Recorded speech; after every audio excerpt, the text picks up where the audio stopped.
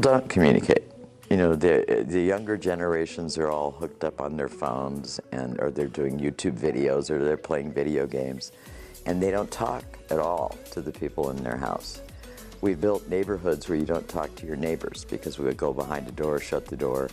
If you're in the third world, you have no resources, and you're constantly in fear. So communications is a way out of all of those dilemmas. And I find that if I bother to talk to people, and I would talk to a rock, of course, if I talk to them, I get to know them, and they get to know me. And that's the first step to solving any problem.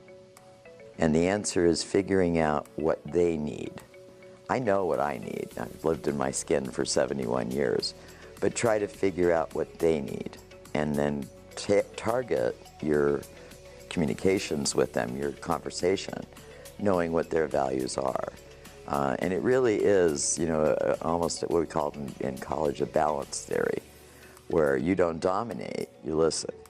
And we're all used to trying to dominate, and we're used to having our own values permeate everything we do.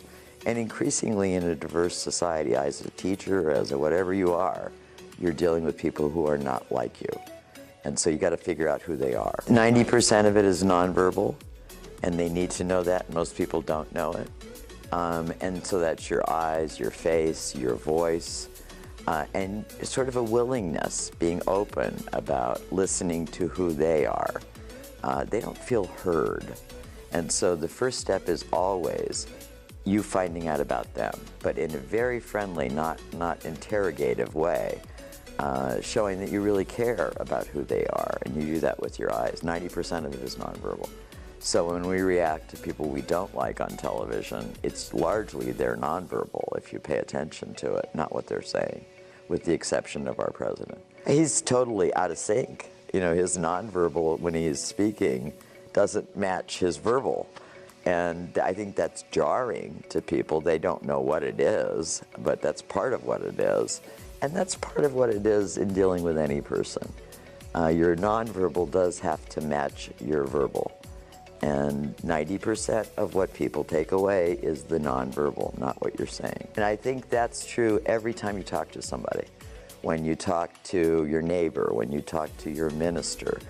Martin Luther King is so revered because he had the wonderful voice and the great eyes. And you would listen to what he had to say even if you disagreed with him. It was a booming, wonderful, melodic pastor's voice. And people loved him. What do we do to get folks out of their phones? Well, you join them, number one, figure out what they're doing. I've learned more from our 9-year-old because he's on his phone all the time and he's producing YouTube videos. So I've helped him, I've watched him, and then we have rules about he has to take time to do what I do. And you're very straightforward about it. It's not, you don't, with kids it's easy. You say you got 2 hours a day, you can use them as you want. The rest of the time you're going to interact. And that's helping everyone with their children. With adults it's a little harder, with millennials it's a little harder, with Gen Xers it's really hard because they are digital natives. So I think part of it is a willingness to not put down what they're doing, acknowledge what they're doing.